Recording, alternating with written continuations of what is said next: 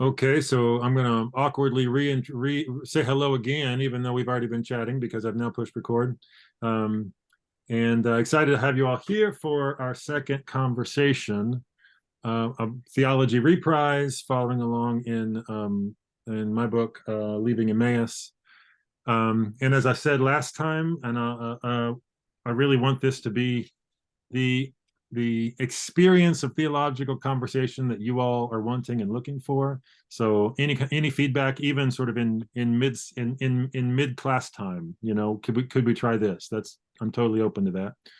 Um, and yeah, so and we can try it can go a little bit differently each time. Last time I gave a sort of a longer introduction to the book and also how I came to write it. Came to out of conversations and classes often mostly, and then some other sort of biographical bits of how I came around to the book. Today I figure we've got a chapter to work on, and we could dive into that. But because I know I'll forget, let me go ahead and ask a logistics question. I mentioned this in the email this week. Do you all, so the question is, do you want to read this book chapter by chapter and finish what we finish? Or do you want to read this book with the aim of finishing it in 7 weeks? How many people want to read it chapter by chapter and finish what we finish?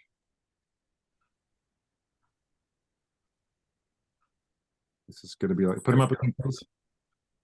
1, 2, 3, 4, 5, 6. Joe was just scratching his nose. That was not a vote. How many people want to finish the book? I vote for finishing the book. Well, Lisa votes for finishing. Put them up again. 1, 2, 3, 4, 5, 6, 7, 8, 9, 10. Okay. So assuming what would you call this? A sort of the appropriate sampling size. That sounds good to me. And I wanted to start slow anyway, so that we could just sort of slow down the pace a little bit and have some more focused conversations about these first couple of chapters, and then I figured we could make our decision moving forward. So I think what I'll do then is, yeah. So what I'll do now for next time is I'll assign chapters 3 and 4 for next week, and we'll just take 2 chapters, and I think that'll get us all the way to the last chapter, and we can do the last chapter again as just a single one, and then we'll have it done. Because you can't read a book of theology and not get to eschatology. I mean, that's like always winter, never Christmas. Let's see. Why don't we start with the word of prayer, and then I have asked Andrew Gordon if he would get us started with a couple of questions, and I think like last time I will take. Sorry, just had a message pop up on my screen that says, "Hi, is this Lena, the private tutor?" Disorienting. If there's time and if folks have energy for it, I have another sort of question starter that I thought we could, that we might do breakout groups and spend 7 to 10 minutes in smaller group conversations. We can try that if you like. I can kind of take another maybe straw poll in a bit to see. That's maybe something, especially when it's a big group of people. It's easier to sort of process together with some breakout groups, but we can decide whether that's something we want to try today. So why don't we say a word of prayer, and then Andrew's going to get us started with a couple questions. The Lord be with you. So with you. Let's pray.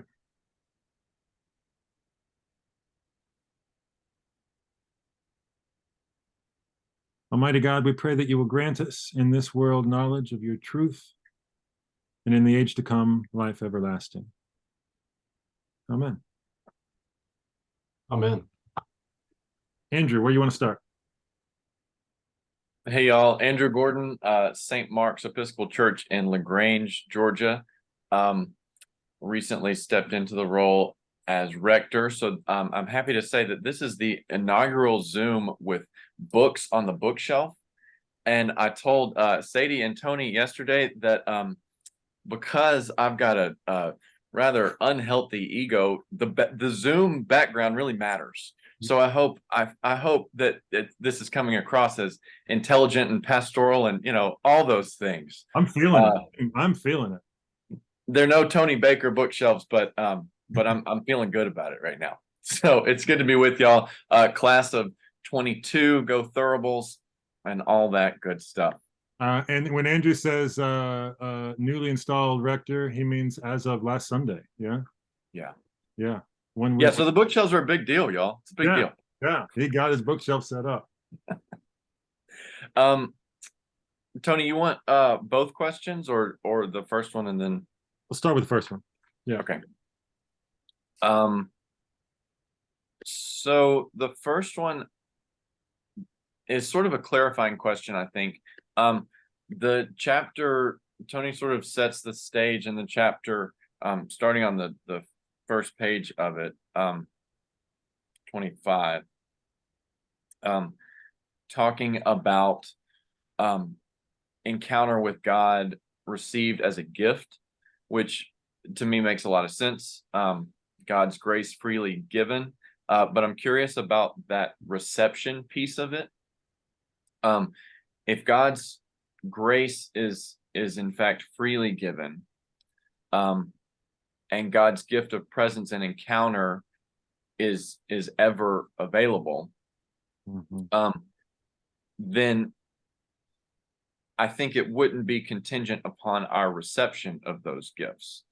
At the same time, without the receiving of the gifts, or the receiving of the gift of encounter of God, then how can we know and feel and experience the existence of that grace? So I think my question is really a desire to further discuss the nuance and the texture of that relationship between the gift and the reception of the gift that doesn't necessarily make it contingent on receiving, because I don't want to say that God's grace is contingent upon me recognizing it. So those are a bunch of muddled up words. I think the question is just how do we further articulate or further define the gift that is God's grace, without inadvertently stepping into making it a contingency of our receiving that grace. Yeah.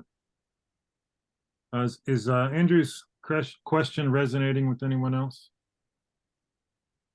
Anybody have a sort of a different version of it, or something that seems sort of similar, or some maybe the beginnings of a response to what he's offering there?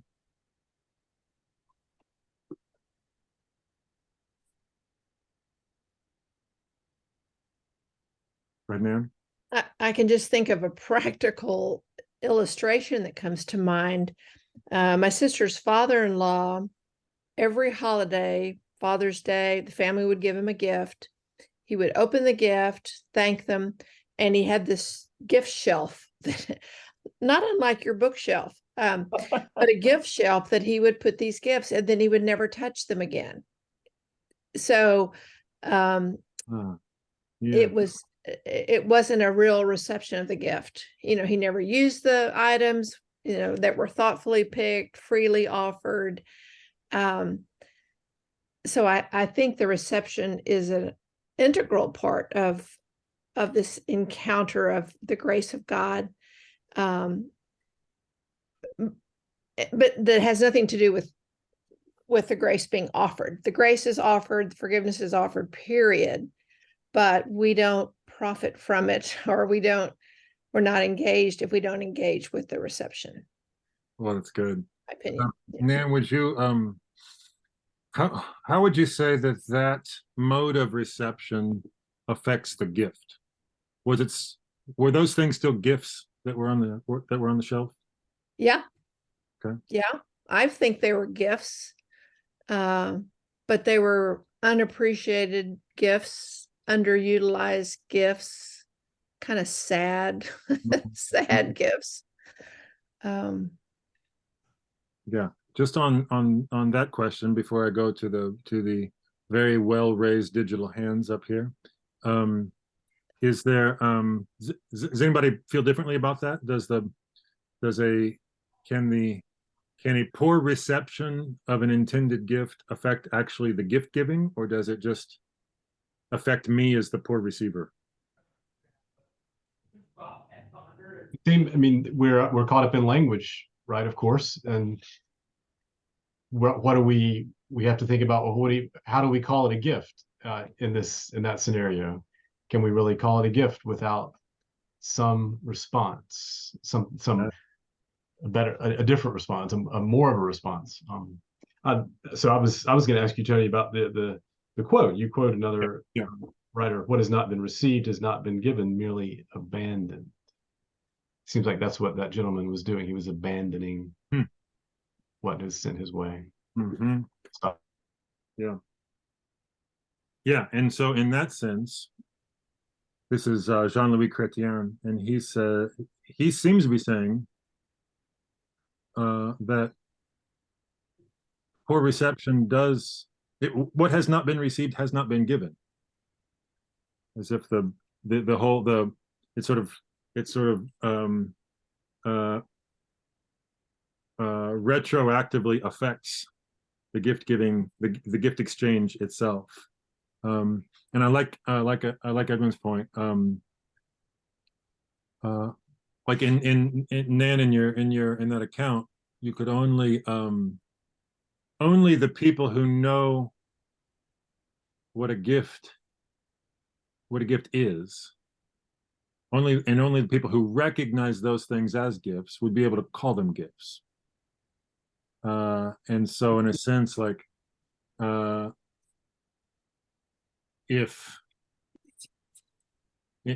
suppose one version of what I'm saying is if he's the only one that doesn't know what a gift is, thinks a gift is just something that you open and put on the shelf and leave alone and never pay attention to again, then it's a gift to everybody except to him.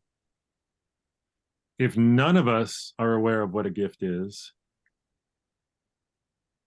and we all just open packages and put the things on our shelves and never come back to them, then maybe no gifts are given. Maybe none of us are receiving, and so there's no gift, there's no exchange of gifts there at all. In Hobbit language, we might say they're mathams. They're what? Mathams. Mathams? I don't know Hobbit language. How's that Hobbit language? Gifts that have no point and aren't really useful are all brought to like a museum, and they keep them all there. It's the Matham House. So they don't even call them gifts anymore. You all, this is why it's really just making a joke. This is why we do continuing ed. So moments like that can happen. Somebody is going to know something like that, and it's going to be a game changer. That's awesome. Well, it is related to the church Lisa, when it becomes little more than a museum. I think that image is really good, of gifts that are no longer being received, but are just on display without being understood anymore. Most furniture in the church.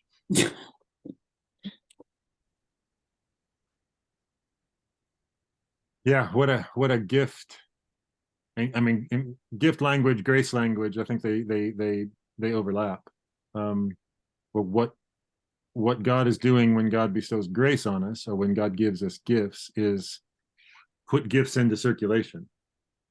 A gift of joy is meant to create more joy, to circulate around us more joy and call forth joy in others. And so in that sense, sort of not receiving the gift, it's not like it's maybe this is like a deeper level of not receiving the gift. What I've actually done is I've blocked the exchange. I haven't received the gift of joy. Now I'm not giving the gift of joy. No joy is circulating.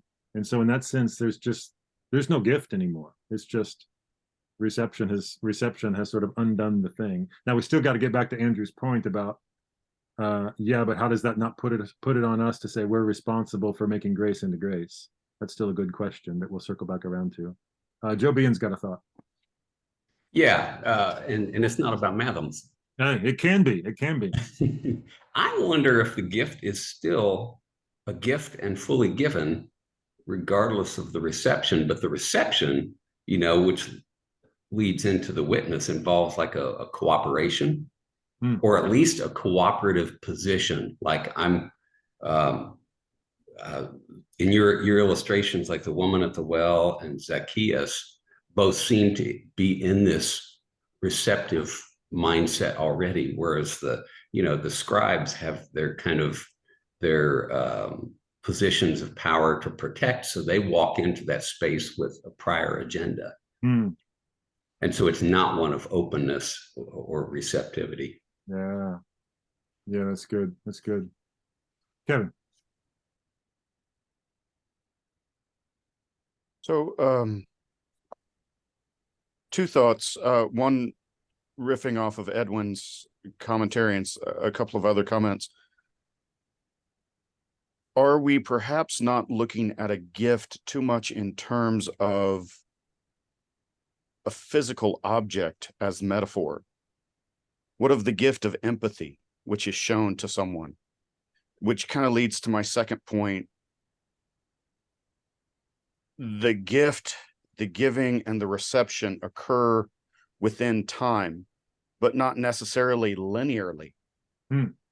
As you're exchanging a gift of empathy, for instance, the person telling their story and you're listening to it with an empathetic ear, at what point would you say that that gift was given and received? Or like with the disciples on the road to Emmaus, their hearts were burning. And yet it wasn't until they had gotten to Jerusalem again and shared with the other disciples that the testimony happened. So I'm curious if there's not sort of an extra temporal exchange going on back and forth through the giving and receiving, and even locking this down into, and I hate get all geeky, but neurological integration that occurs when one person listening empathetically to someone else. Yeah. So. Kevin, I love that way of framing it. When do we, like, physically, neurologically, when do we receive the empathy that someone else has given to us? And that may be right then, it may be an hour later, it may be years later. Oh, that was a gift I was being given. One of my my advisor, my dissertation advisor, way back in the beginning in the 20th century, when I began my PhD, he wrote an article that just changed the way I thought about grace, really. And the article is called "Can a Gift Be Given?" And it was this sort of dense dive into a philosophical debate that was raging in sort of religious circles in the 90s. So, really, really hot stuff. But he, one of the things that he comes to there is he says, he like just really asks this question: what is a gift, and what does it mean to give one? What does it mean to receive one? And he says, gifts require exchange, but exchange requires difference and delay. Gifts require exchange, which is what we've been talking about. It's if a gift is not entering into an economy of exchange, what is this thing that you've just put in my hand? But within an economy that circulates, a gift can that's where a gift belongs. But then what is the exchange? And his point, one of the points that has been really formative for me is how I give that back can affect the character of the giving itself. If I give Stephen King a gift of a prayer book, and he says, "Oh, thank you. Here's a prayer book," and he gives it to me, then that makes my gift feel a little weird.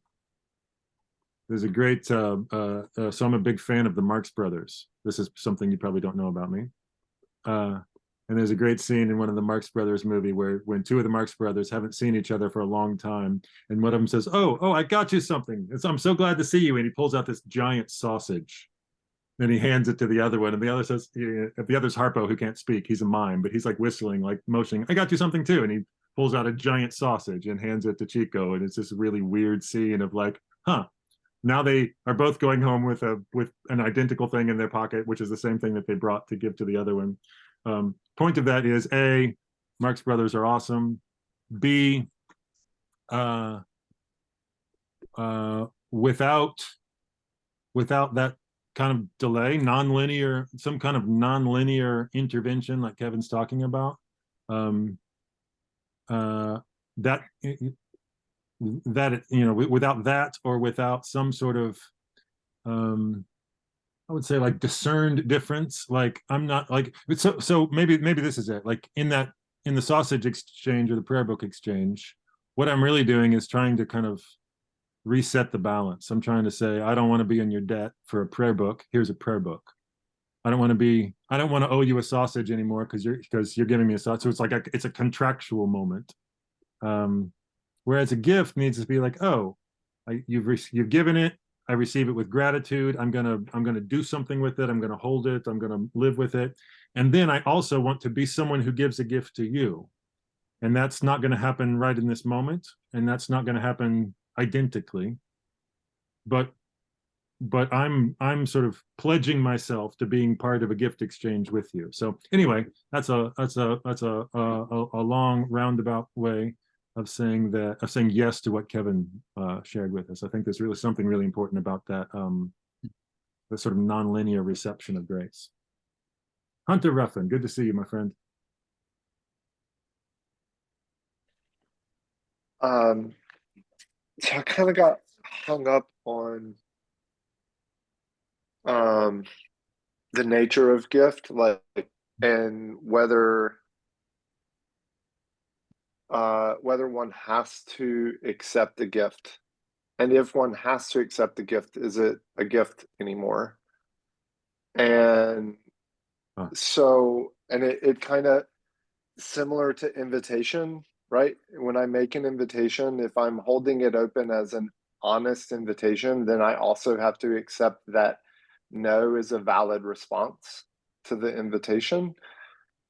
And so is that also true of a gift being offered? So that maybe God's grace is not dependent upon my reception to still be God's grace, right? That God is always offering and showering God's creation with God's grace, always and eternally, because that's who God is. And that it becomes gift when we become open to receiving it as a gift in our lives. And then it for me in my brain somehow connected to people who are baptized as an infant, but later walk away from the church and can no longer receive God through the church as a gift. And that if that gift of grace is turned down, if God's grace that was bestowed upon that person in baptism is no longer wanted, then does right, like the healing nature of baptism is no longer healing for that person, because it has become a pain for them, and yet in all of the days of their lives, as soon as whenever that person wants to turn back towards God, that grace would still be available in our understanding of who God is and how God loves, how deeply God loves. And this always brings me to C.S. Lewis and The Great Divorce, and Dante's Inferno and all of those lovely images of the depths of God's grace reaching even into hell. And so it's just, I've been wrestling with this notion of gift and like what's required when a gift is offered, and can grace be offered always and continually as an offering, and then upon reception becomes gift, but maybe prior to being received is not yet gift, but is simply offering. And that then has implications for how we receive one another as gift, like to always be offering ourselves in loving Christian community, and recognize that sometimes the gifts I'm offering are not the gifts that are needed in a given moment in time or space. I don't have any answers. These are questions that have been rumbling through my brain. Well, that's really good, Hunter, and it's making me think that maybe we do need a bit of a distinction. I mean, I hear you making a distinction here between maybe, we could play around with the words, but maybe something like a distinction between grace and gift. Grace is what God is always offering, and even if the reception spoils the gift, the grace is still on offer. The grace doesn't go anywhere. Stephen King, is that what you were going to say? Did I just steal your thought? Kind of, sort of. Okay. I'm just thinking the whole conversation is a little bit transactional and a little bit episodic, right? So it seems to me that, just going back to something you said in your lecture, Tony, which I thought was in that pre-video, which I thought was really interesting, that I've been chewing on, is that idea of what did you call it? Peri-performative response, or whatever that was. You're starting to use words like Rowan Williams, Tony. It's peri-performative, right? But anyway, peri-performative response, that was possible because there was some inherency in creation of God's presence. So it seems to me, if you're thinking about grace, or gift, even in our analogy, it's impossible to have no response to gift. There's not impossible to have no response to grace, even if you choose to put it on the shelf, like Nan's example. You still have to take it and put it on the shelf. And if it's not episodic, because that's what you're saying, that grace keeps coming, then surely it's just one in a chain of gifts. And what happens next is the next thing that's partially influenced by the response of the immediately past gift. Do you know what I mean? And I'm kind of got my head sort of somewhere in, is it Catherine Tanner, the three sons thing? I don't think, the three sons, the Trinity's like, if you're on a planet with three suns, you can't tell. Is that Catherine Tanner? You can't tell where the heat comes from? Maybe I can't remember. Yeah. I think there's that. I think too much of our language is tying us up in this idea that there's a transactional thing and then it's the next transaction. I think maybe for God, it's the same transaction, always. And how we deal with it determines how we deal with the next piece of the transaction, if we're going to be in the stream, And I think that's the bit that I'm struggling with in some of the conversation. It seems a little bit episodic and a little bit transactional. Yeah. I'm going to let that idea of grace sort of, I don't remember how you said it, Stephen, you said it better, but grace sort of buried within the fabric of creation. I'm going to let that hover for a second, because I think that gets us to Andrew's second question. So let's let that sit there for a second. Stephen, same kid. There we go. I'm unmuted. So I made a joke in the chat about I'm getting Toy Story 3 vibes from this question, right? And that's a joke, but it kind of leads into my question on this. So what if that joke about Toy Story 3 is you have all of these toys who have been bought for these kids who may or may not play with them, may or may not be interested in them, may or may not do anything with them, but they still exist. They're still there. They have their own existence. The question I have is, and then they act in their own way to the benefit of the children they love. So my question is sort of out of that joke, and maybe connected to this empathy question and some of the other things that have been said, is does the gift do work on us whether we receive it or not. When that gift is received by her uncle or this guy and he puts it on the shelf, even though we think he's not using it, perhaps the having received the gift, owning the gift, it being present, it being a thing he sees when he walks by his gift shelf, that that even if we don't receive the gift perfectly or well, does that gift continue to work on us? If we're in a conversation and we receive empathy from a person, but we're in so much pain and we're in so much anger, we're in such a state from whatever experience we're having, we don't recognize it. But it may be months later when we tell that story to somebody else, when we realize, oh, that person who was with me was really giving me a gift. And I didn't note it at the time, but I noticed it now, right? That gift can do its work over time, even if we don't receive it. And God, and that's, to me, the way I see God's grace working, is that idea of grace being given to us. And whether we receive it or not, there's a way in which I feel like it still does its work on us until, or and if we're ready to receive it, right? Anyway, that's good. That's really good. Yeah.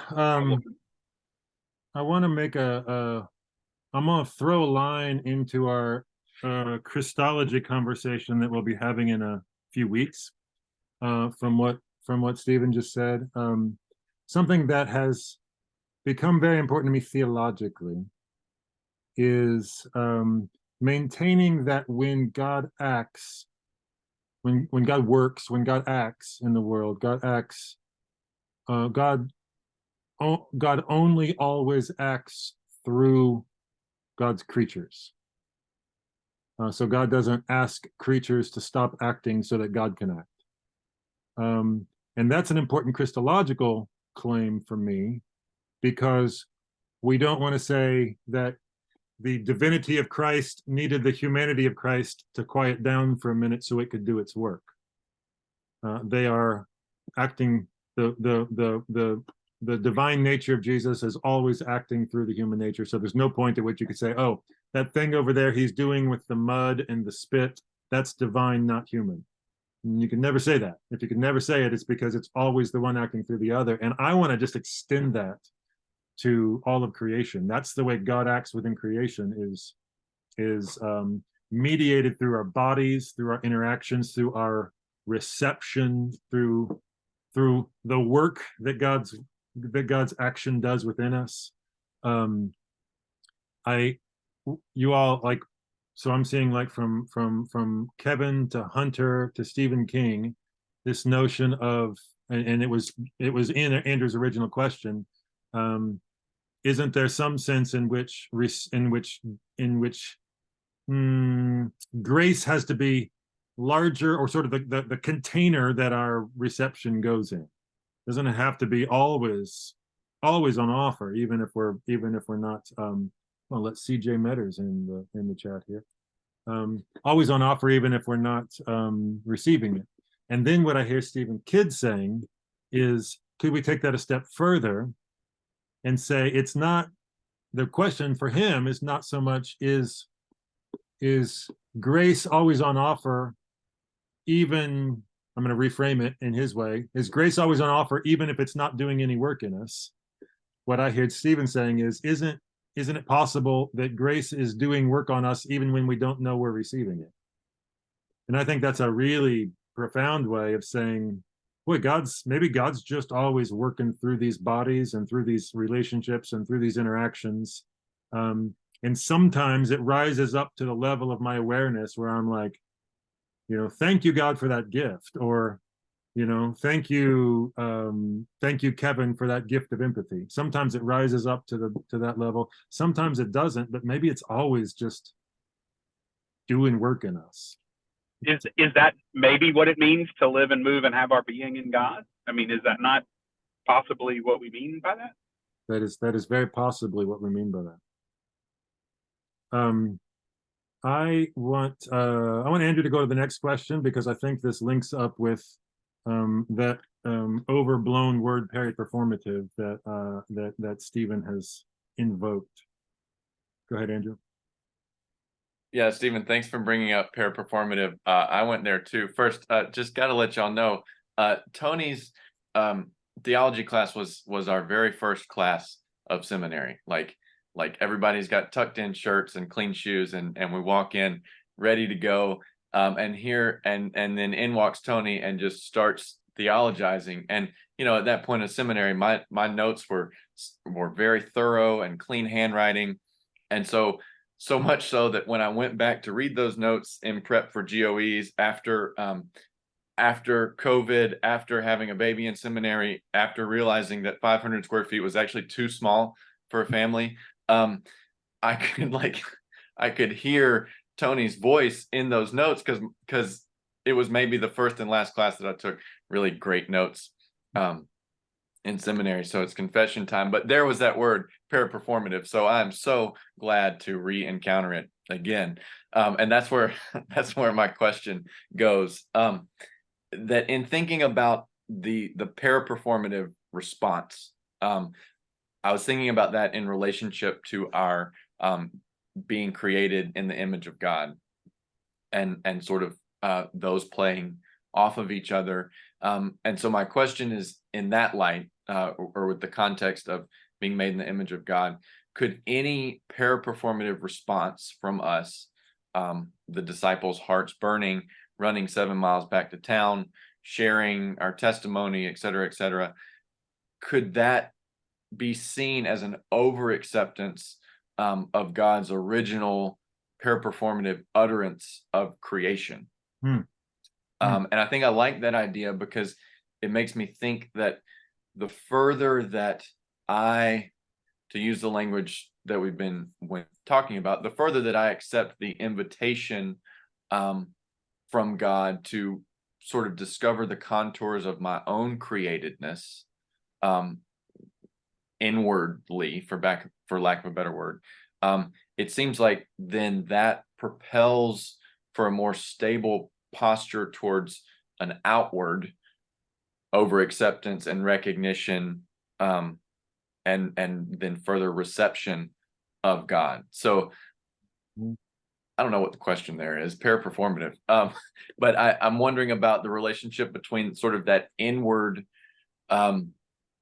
over acceptance and how that might engage with and then define an outward sort of posture towards over acceptance, and how they might play off of each other and play with each other. Yeah, that's great. And I love the link that Andrew's making between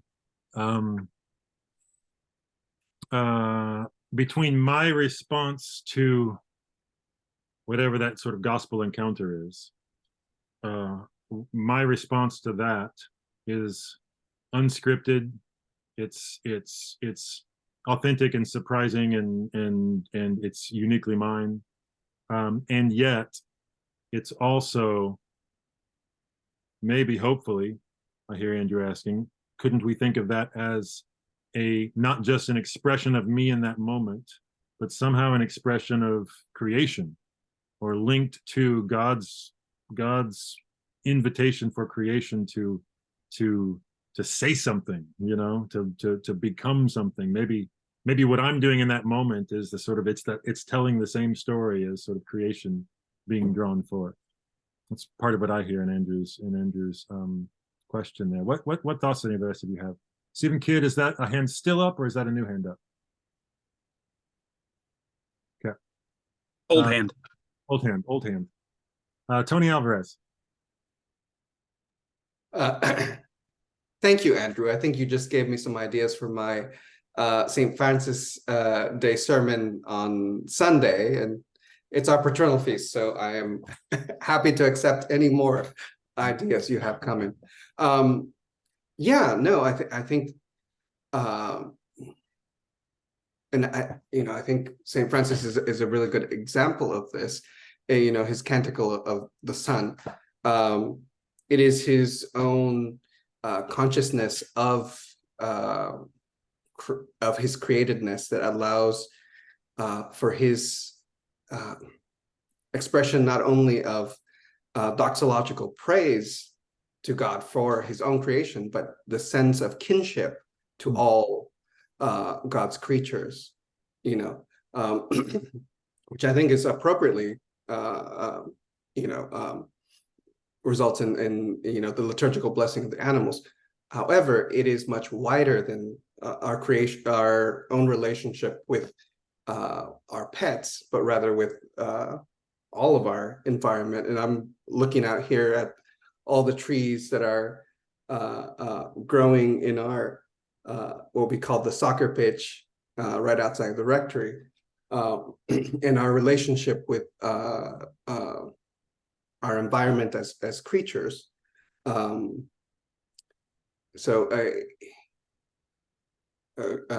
This recognition of our createdness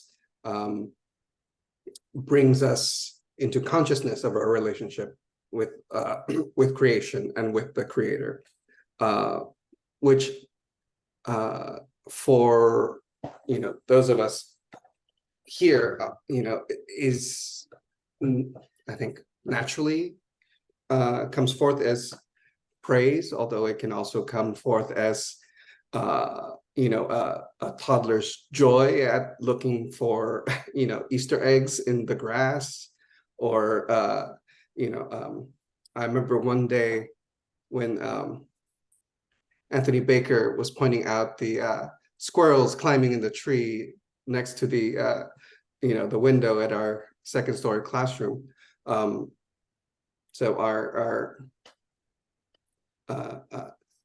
I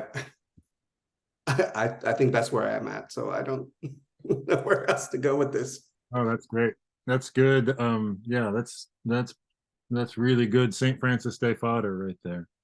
I think like what I'm hearing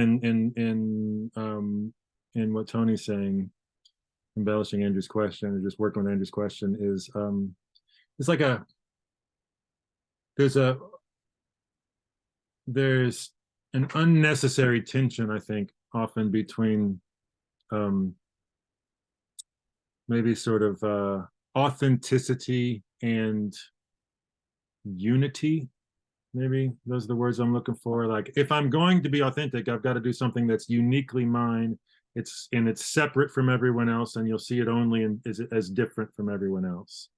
Whereas if I'm going to join with a larger community, then I'm going to have to give up my authenticity in order to do that.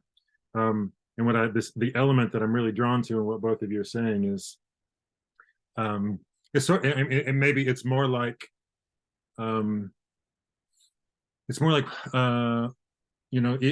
I were to say, well, real music is freestyle hip hop, and so that means one person doing freestyle hip hop, that's true music. A choir singing an orchestrated piece in harmony, that's not real music.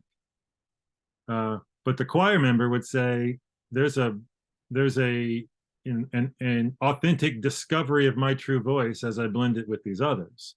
And the freestyle artist would probably say something like, there's a communal rhythm that's at work in what I'm doing, even if I'm the one that's laying the words down. I'm doing it within a broader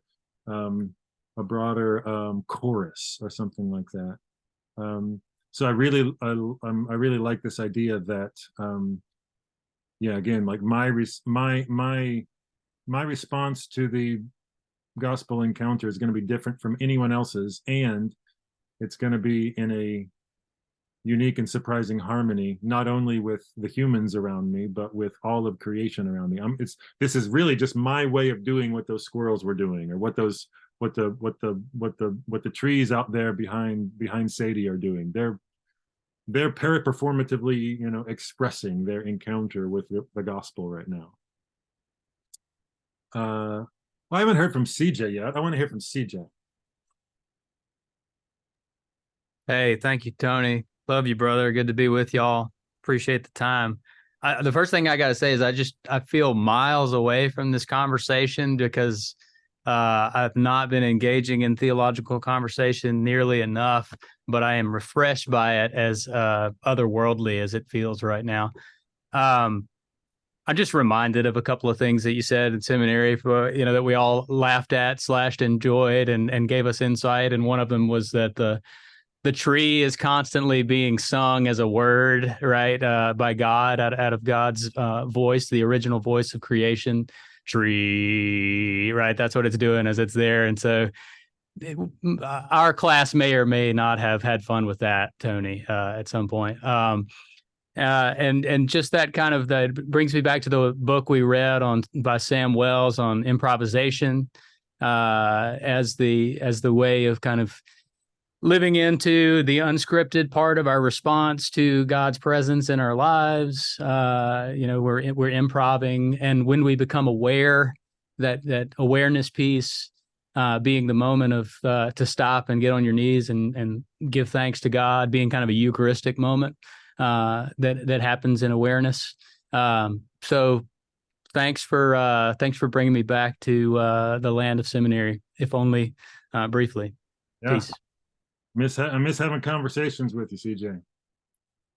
And I'll tell y'all, the rest of y'all, that CJ was the one who responded to my initial inquiry about this class by saying, I'm in as long as it's something practical.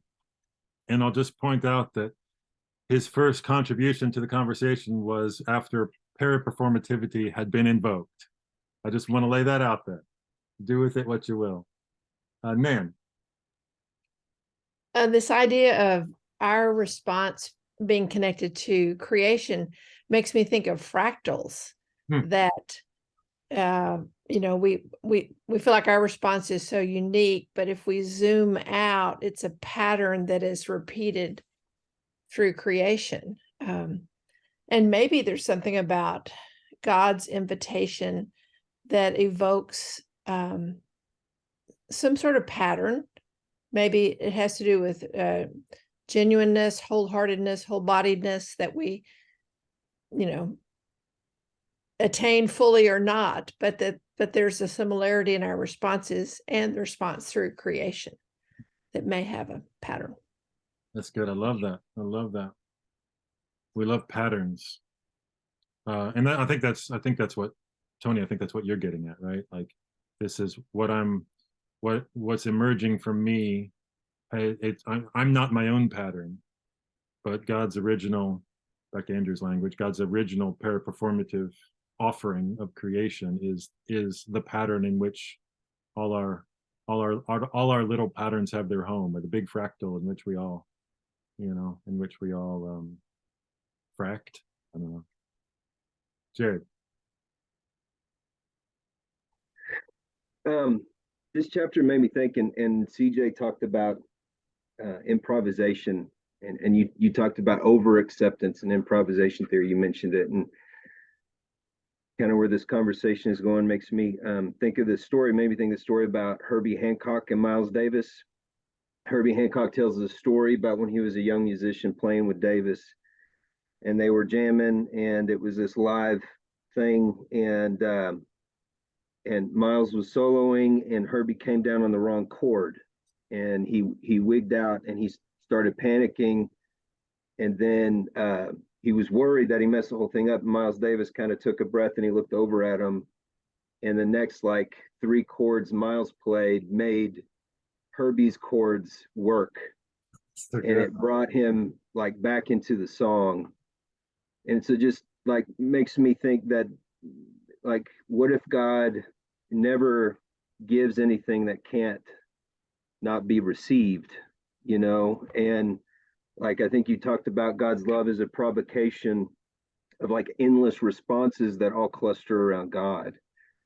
And it doesn't, God gives whatever flows out of the life of God is there.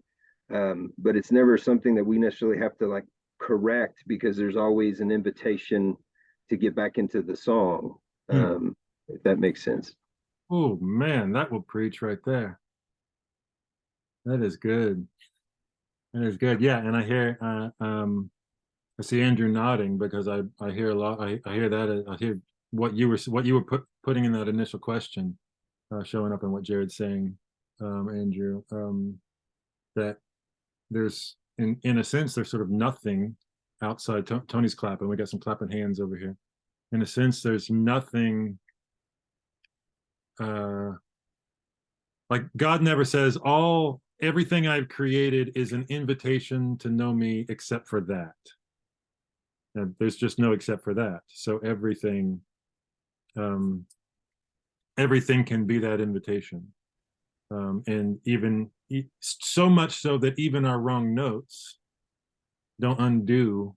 Now now the invitation is shifted, but hey, look, the invitation is still there. I love that. It's really good. I want to link to that too. I'm going to give you one question of my own, and I think it links to that really well. So right at the end, when I'm working on when I reference Murakami's novel "Killing Commendatore" on page 34, when I talked to Bishop Doyle about my book, he said, "I really liked your book, but you got Murakami wrong." So that was the conversation Bishop Doyle and I had to have, and I think it was fine. I think what he was saying was not incompatible with what I was trying to get at. That was my takeaway. But so you got the story of the ferryman. Remember the story, for those of you who were able to read it, the story of the ferryman, and the hero drinks, comes to the river, drinks from the water, crosses the river, turns to the boatman, and he's supposed to walk along the river, and he says, "I don't know which way to go." And the boatman says, "Such things are inconsequential here. You have drunk from the river, have you not? Now each of your actions will generate an equivalent response in accordance with the principle of connectivity, such as the place you have come to." Joe Bean, what's exactly what you were thinking? Something a minute ago or something I just now said? I just saw what you... I was responding to Tony's comment that he was thinking of the music of the Ainur and how Iluvatar's music continues to envelop all of the improvisations that are out there. I'm going to be quiet and just watch the chat. That's what I want to do. This is amazing. Steve, Joe, I was thinking specifically of, there's at a moment at the Tolkien's kind of Morgoth, his Satan figure, introduces a discordant chord, which is this is Tolkien's fairy tale or myth of the origin of his world. And so the discordant music starts, which is suffering and evil. And then all the Ainur, which are like the angels, stop singing for a moment. And then Iro Iluvatar, which is Tolkien's interpretation of the one creator of God, takes up the music again. And it takes up that discordant chord and makes beautiful music from it. And Tony, that reminds me too of, I think at one point you brought up an illustration. Was it Honi the circle drawer? That everything can be fit in the circle, and as soon as something is placed outside of the circle, it's just a matter of making a bigger circle. Wow. I've said some crazy shit over the years. I like it. Just kind of carrying on with that point, then I think one of the things I was trying to get at here with that story, and then linking it up with the verse from Isaiah, whether you turn to the right or to the left, I was trying to play around with this idea that in Tony's language, or maybe it's still in the Herbie Hancock language, that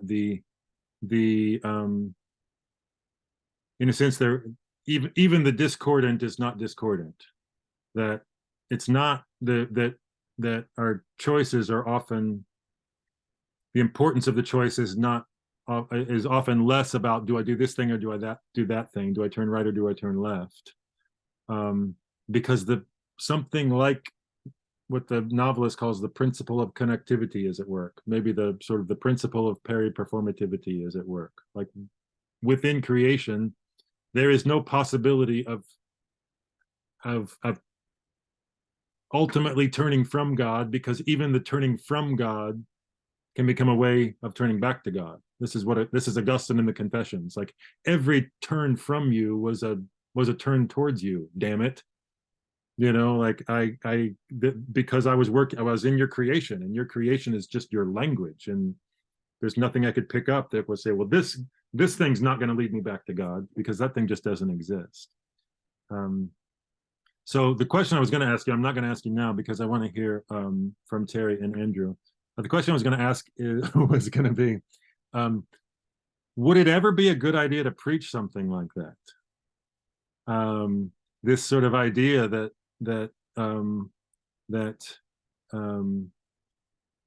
the decisions we make are often less important than the sort of faithfulness within which we live them, or something like that.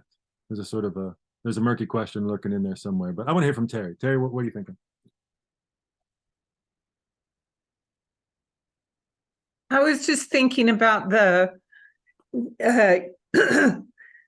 human action nesting within divine action, and that sort of, it maybe gets to your circle, but if I'm nested in the divine, then is there ever any way that I can be outside of the divine?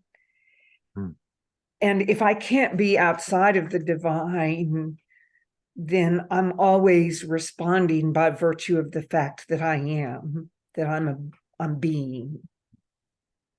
Oh, that's beautiful. Thank you. Last word goes to Andrew Gordon. Oh, I don't need the last word. I was just excited about the idea of do I turn right, do I turn left? Maybe it doesn't matter, because for me, I think it both maximizes and amplifies, and at the same time takes the pressure off of that surprise that you talk about, Tony, towards the end of the chapter.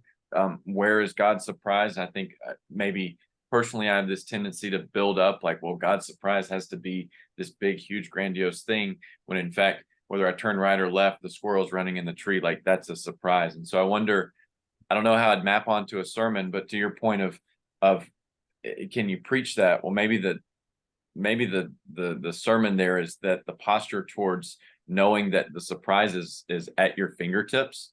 That's just an exciting idea to me, that the surprise is both the creation of the universe, and it's the squirrel running up and down the tree, and it's you turn right or left, and the surprise is there if the posture towards it is there. Yeah, no, that's awesome. I think I'd always thought of that verse from Isaiah, which was I heard it all the time growing up in sermons and things, and I'd always imagined the verse was saying, you will hear a voice behind you telling you whether to turn right or left. But that's not actually what the verse is saying. The verse is saying, whether you turn to the left or to the right, you will hear a voice saying, this is the way, walk in it. And that's different. And that's what I think, that's what Andrew, that's what I hear you getting at. Like, okay, walk this way, walk that way, walk in the way that the Spirit is inviting you, whichever way you ended up turning. Hey y'all, this was a lot of fun. Thank you for the conversation. As before, send thoughts, ideas, critiques. Let's make this the kind of conversation and experience you all need it to be. And I'll see you next time. Thanks, Tony. Thanks, everybody. Thanks, Tony. It was great.